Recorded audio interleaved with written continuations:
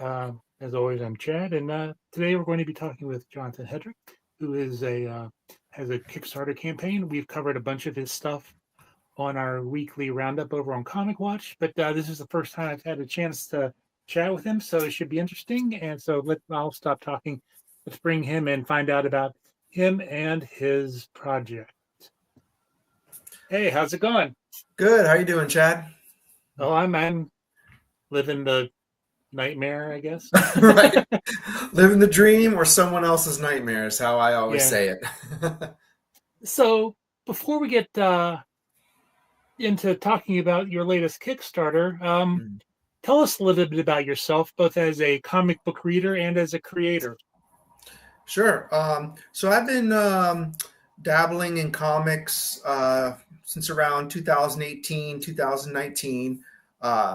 Kind of a little self-taught in a way. I kind of I've always been a writer, but I decided to start formatting into the comic book script style around 2018, and learned that process of self-publishing through trial and error. So I had a short story that I wrote a long time ago. It was called Freak Show Princess. It was a zombie story. And I decided one day I would try to adapt that into the comic book script format. And I checked out some books from the library, went online, did some research. And before I knew it, I had a 25-page script comic book. And then I was like, what do I do, with this script? So I did some research, put out some feelers, asked around on social media, was directed to a Facebook group that connects writers with artists. And I hired an artist who kind of also segued me into the whole streamlined process of making a comic book, from getting the pencils, the inks, and then handing them over to the colorist, handing them over to a letterer, getting the files ready to print. And then one day I had, fast forward through all the boring parts, I had boxes of a comic book that I wrote and produced on my front door. And then I was like, what do I do with these? I had 500 issues of Freak Show Princess. So I kind of did it guerrilla style. I went to local comic book stores, sold a few there. I sold a few at signings that I was able to weasel my way into, conventions. Then it was suggested that I try out crowdfunding. This was back in 2019, pre-COVID and all that. I arrogantly did a Kickstarter campaign with no knowledge of the platform and no experience of backing anyone else. And it failed miserably. And then I took it upon myself to learn that process, backed a whole bunch of other people, learned from other people's mistakes and other people's things that they did well. And I just kept on going from there. I wrote another comic book. Once I figured out how that I could get from script to a printed comic book, figured out all those steps in between. I was unstoppable. I've been making comic books ever since, whether they're creator owned and crowdfunded or submitted to a publisher in the direct market. So it kind of just fell into it one day. I took a leap, and here I am now. Do you remember the first comic book you remember reading, or the one that kind of made you want to,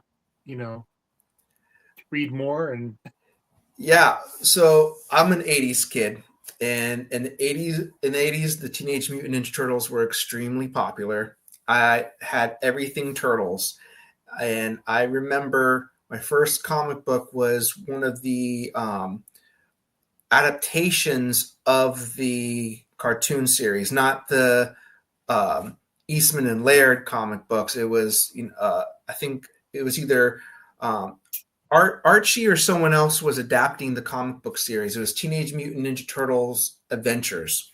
And I saw that on the spinner rack at a grocery store and had to have it. And I remember rolling it up in my sticking in my back pocket and bringing it to school and rereading that thing from forward to backwards, and that is what taught me sequential storytelling, or at least reading from the standpoint, and it just spiraled from there. Cool. So let's talk about your latest Kickstarter. Kind of give us the elevator pitch, and we'll go from there. Sure. So the campaign, the project's called Footpath, Dangerous Nights.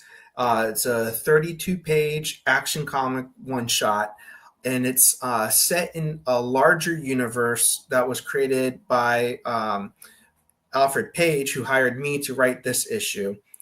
He has a series called Chess, and it's similar to, I would compare it to G.I. Joe, with the different characters having their own series. And Footpath, she's one of the agents of Chess. And her particular mission in this one shot is to infiltrate this elite party that's being held at this extremely rich host's house on his private island, and detonate bombs in his lab that's below the mansion that this is happening at, because they're doing some nefarious things down there. They're auctioning off organs and other terrible experiments. But when Footpath gets down there, she realizes there's something even worse than that she has to go up against, and the shenanigans ensue. So, like I said, it's a 32-page full-color comic book. There's nothing that you need to read beforehand to get into this. And it has a satisfying ending. It's not like we're doing a second issue to complete the story. You just want to test out the waters of this world. This is a great issue to jump into. But there's more mythos and more characters and other stories set in this larger Chess universe to dive into if you like it that much. So, I mean, yeah. Do you have a particular character that you've kind of that you grew attached to during the project?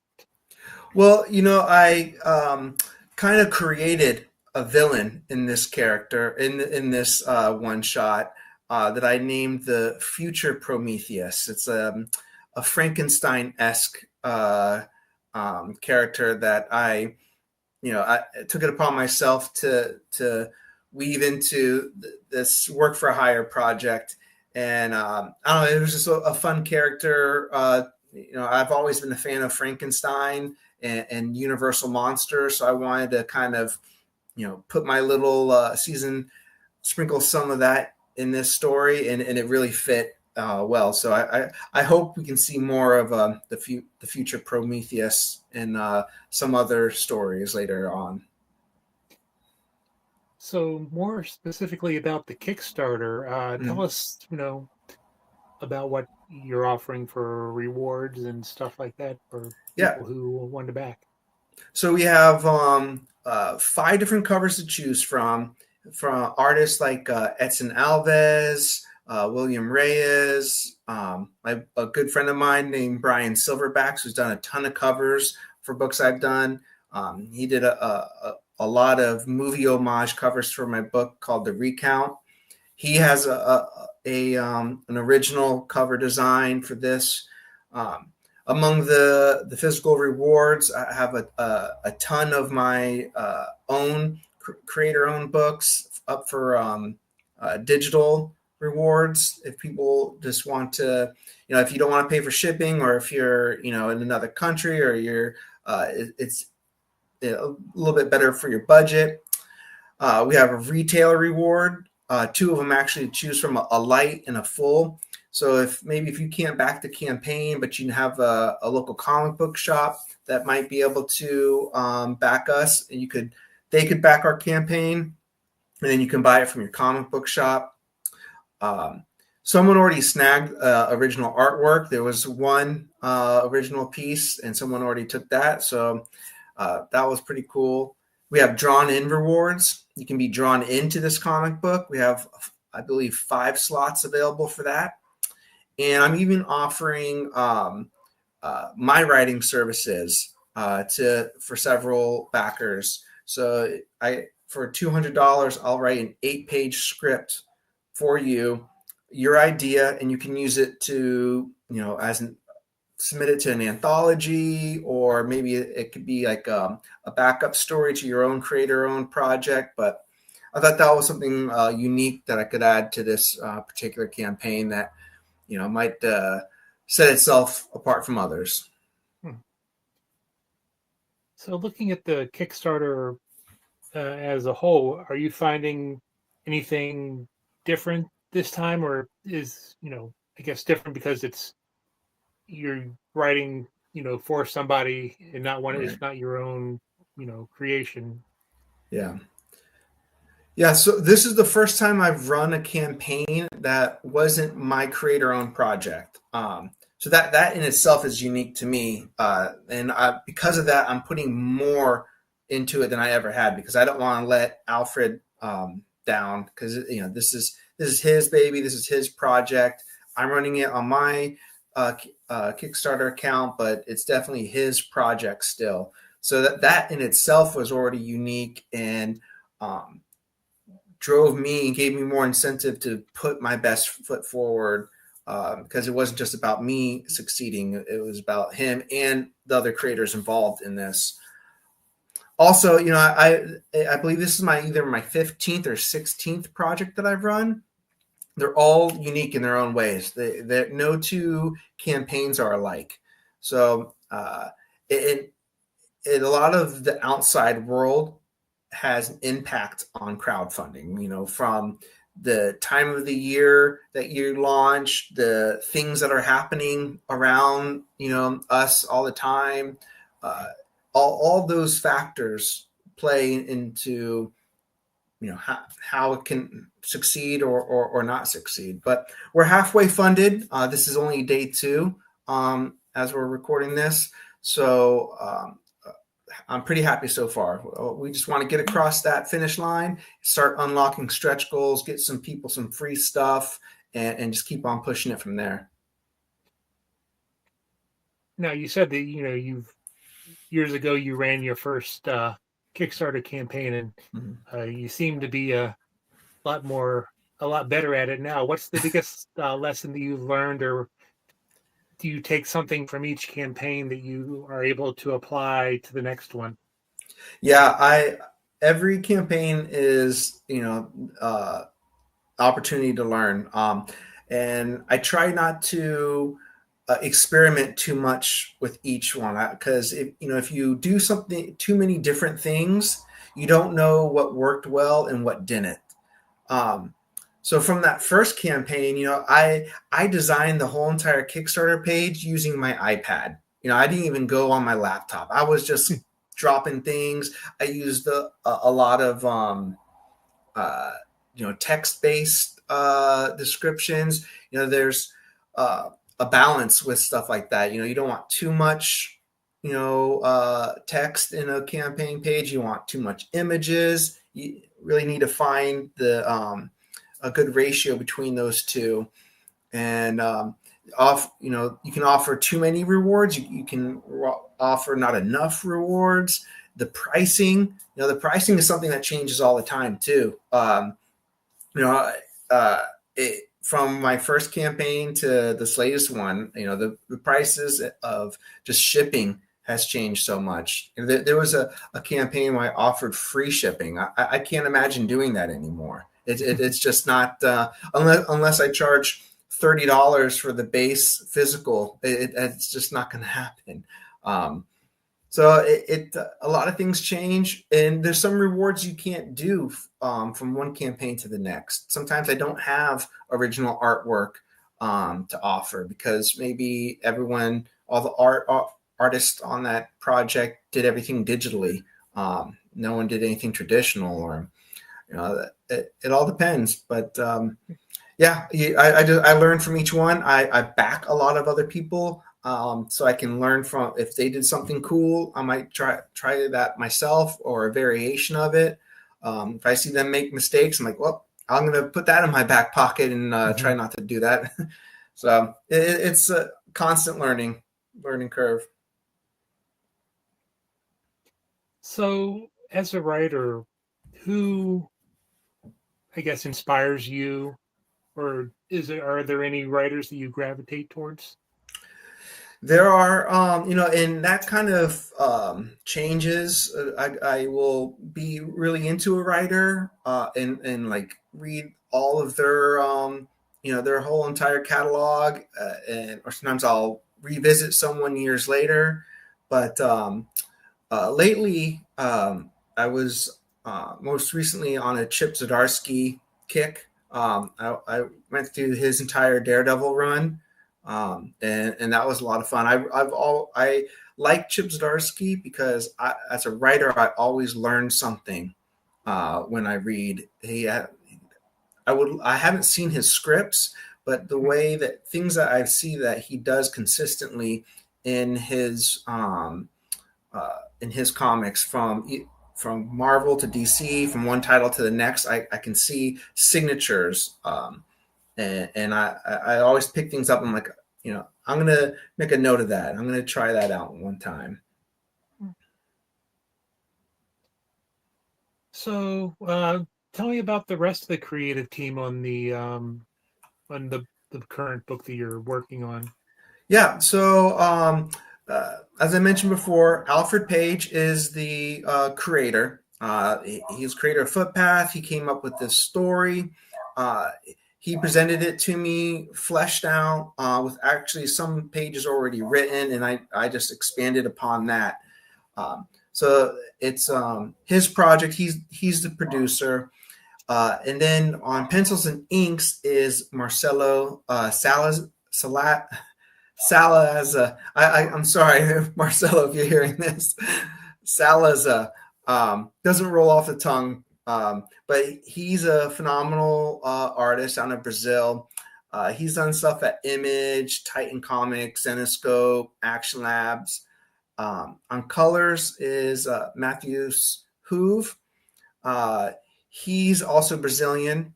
Off the top of my head, I'm going to think of it right after this is over for his some of the books he's done. But he's very experienced. He's been coloring since 2019, so he's been in it as long as I have. Mm-hmm. And then on letters is Seda Temafonte, if I'm pronouncing that correctly. She's an American letterer. She's worked for DC. She's done Catwoman. I know she's done Wonder Woman as well. She's been on business for a long time. If I'm not mistaken, she lives on the road too. Either she travels a lot or she lives on the road, which I think is really cool, especially someone that is creating comics. That means you got to have internet connection and you're always on your laptop. But if you can travel and work at the same time, then good on you. And that rounds up the creative team that did the interior pages. I mentioned on the covers is my friend Brian Silverbacks did a cover. William Reyes, Edson Alves, and I know I'm missing one. Dottie Eka did a cover for us too. So. Yeah. Now, how is the creative process between you and the artist, seeing how you already had that structure that you had to work in, and was he able to bring some other things into the story? Yeah, a writer and artist relationship is unique when it's a work for hire project, because on those work for hire projects, I kind of take a step back and let the publisher, or in this case Alfred, kind of lead with the art direction outside of what I've put in the script. They usually bring me on to have conversations and like chats and stuff like that, to kind of as like a second pair of eyes. But I'm pretty easygoing when it comes to the artwork. There's things that sometimes I wish I was a little pickier, because there's things I realized afterwards I didn't notice that someone else would notice, like, that character's wearing gloves now and they weren't wearing gloves before. But like I'm the kind of person that I see the page and I'm like, yeah, that's awesome, and I don't even notice that there's gloves on anybody. I'm just so excited to see the artwork, especially when it's after so much time after the script's finished. Now I'm seeing my words as the art. I kind of get like starstruck in a way. So for this project, I kind of let Alfred take the lead. Let him, supervise the artwork, and I just kind of give it a second pair of eyes. So, from when you first started writing till now, what's the biggest thing you've learned, or what do you know now that you wish you had known then? Yeah. Oh man, it's hard to just think of one, but one of the things I wish I would have started doing from the beginning is scripting my comics in a more standard industry way. When I first started doing it, I kind of did it just based off of what I thought made sense. And then after doing a few scripts and seeing what works better, for like your letterer, for example, your artist obviously needs to know the art direction, but there's a lot of things you can do proactively for your letterer as well. And it's not just, the dialogue and things like that. So I wish I would have been more knowledgeable in that. And that's something I pay a lot of attention to when I'm reading other people's comic books now. It is the lettering, probably more than anything else. And learning or absorbing when they break up a sentence, the punctuation, how many balloons are per panel per page. That's something that's honestly hard for me to turn off when I'm reading just for recreation. So any aspiring writers out there, pay attention to lettering. It's not just something that you hire out or someone else does. It can have an impact on your writing. Kind of following that question, do you remember if you ever received any advice, or tips on writing, and who it was from and what that was that really helped you up your game? I can't remember who said this to me. And I may have just saw it in passing. But one of the things that I've worked into my regular routine is set micro goals, and by that, a little bit adds up to a lot. So what I'm doing now is I tell myself at least one page a day. If I can just sit down and find the time to do one page a day, then if I keep that consistent for 1 month, then I potentially have a 30-page script in 1 month. And that's not bad, especially for an independent comic book writer who may not have deadlines to meet. The 30-page comic book script is in 1 month is actually pretty good. And if you keep that up for an entire year, that's 12 scripts in 1 year, and even if life gets in the way and you can't do 30 pages, if you can do 24 pages in 1 month, that's still really good. That is standard right there. That's a good sized comic book script. So I wish I could remember who said that. I probably was scanning through Twitter and saw that one day and made a memory of it, but or maybe I'm made it up myself. But that's it's a piece of advice that I always share with people. Set micro goals, small things. Try to do something. Don't overwhelm yourself. If you can do these little steps, they really will add up to macro goals. So is there anything else about the Kickstarter that you'd like to make sure people knew about that maybe we didn't talk about? I would say check out our campaign page. I put a lot of work into it. Um, we we were on pre-launch for well over 30 days before we went live, making sure this campaign, looked sharp and everything was in order.